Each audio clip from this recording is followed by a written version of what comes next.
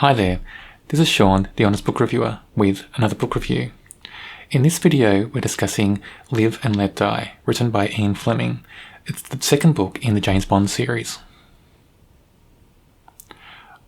I found this book a much better read than book one in the series, Casino Royale.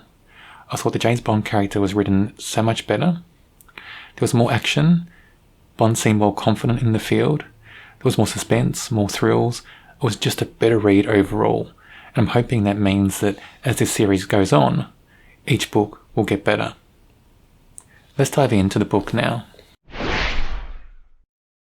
At the start of this book, Bond's still smarting a bit from what happened in the first book in the series, Casino Royale.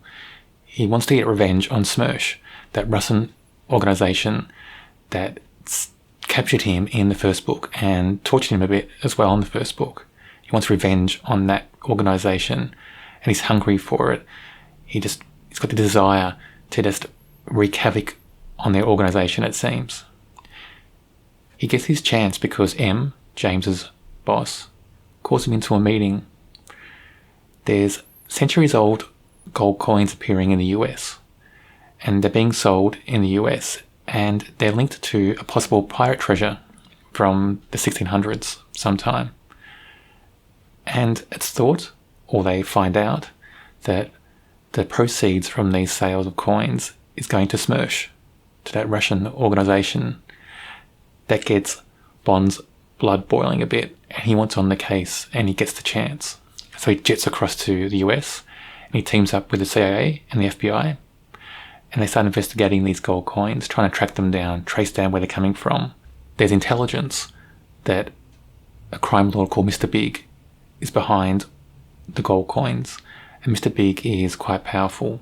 A lot of money, people can't get a hold of him, they can't arrest him for anything, they can't make anything stick. He's got a big organisation, everybody who works for him is scared of him, and he terrifies people because people think he's a voodoo priest.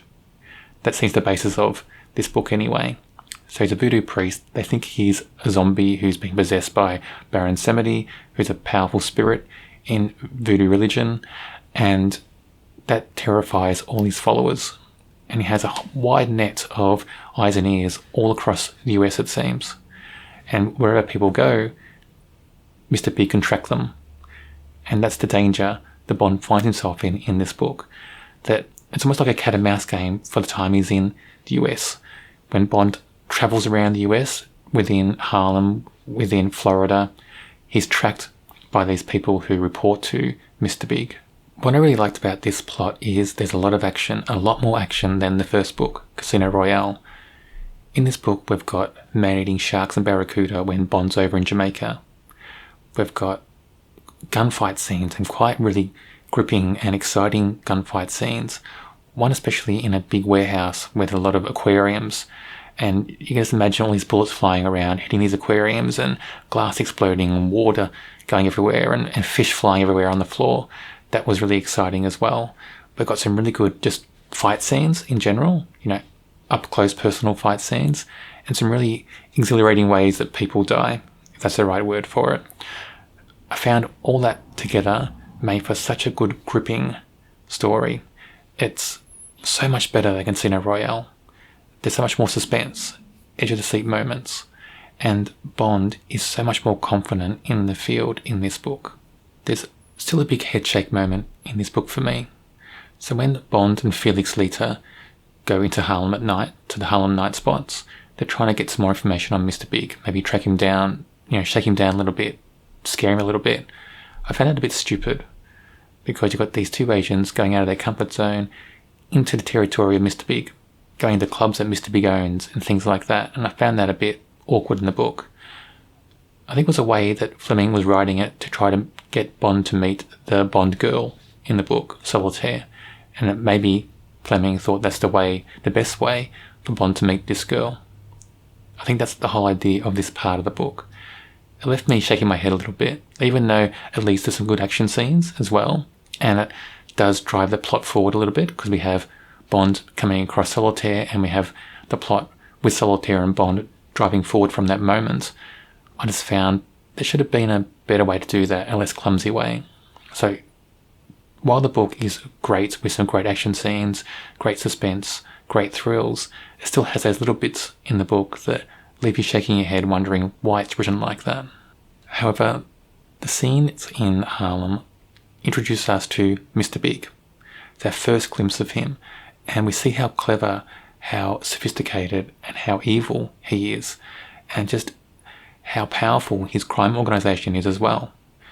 He seems untouchable in this part of the book, and you get the feeling that he's a huge presence, that he's larger than life almost in a way, and you get the sense that Bond may start to think that as well at this part of the book, that we've got this criminal, this villain, who may be untouchable.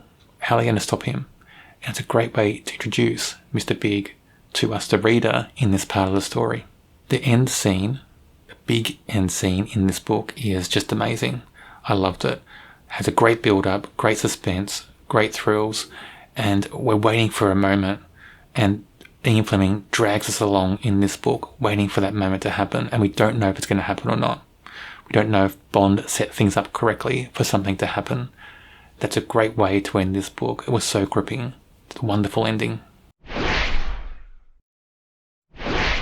So I won't mention Bond really in this section because I talked about Bond in the last video. But in this book, Bond is a bit better developed. I think he's a better character in this book. Just the way he handles himself in the scenes, and Ian Fleming throws him into more action and more suspense and more thrills. So maybe I'll discuss Bond again later on as I read more in this series. Let's focus on two other characters. So the first is Mr. Big, our villain. And Mr. Big is a great villain. Ian Fleming created such a remarkable villain in this character. He's cunning, he's ruthless, he's evil, he's clever and sophisticated. Everything he does tends to run like clockwork. He seems unstoppable. And you just get the sense that Bond's going to have to go far and beyond what he first planned to put this guy down. And you just feel like Mr. Big could be such a great adversary, that he's just an amazing villain in this book. So Solitaire. In this book, she's written as a true Bond girl. She's beautiful, Bond falls for her almost straight away, but she's also quite clever and she's very strong in herself. And she's got a bit of grit in her spine, which you'd have to have because there's a moment in this book where she develops a way to break away from Mr. Big, to run away. And she needs Bond's help, and she has a plan for that and puts that into action. And I think that just shows that this character has a lot of grit, a lot of determination, and is very strong. So we've got a bit of light and shade in this character, there's a lot of nuance. And I think Ian Fleming created a great character in Solitaire to show someone who's vulnerable, but also very strong and determined, and can get by on her own if she needed to. Live and Let Die is a far better book than Casino Royale. Still, it's not perfect.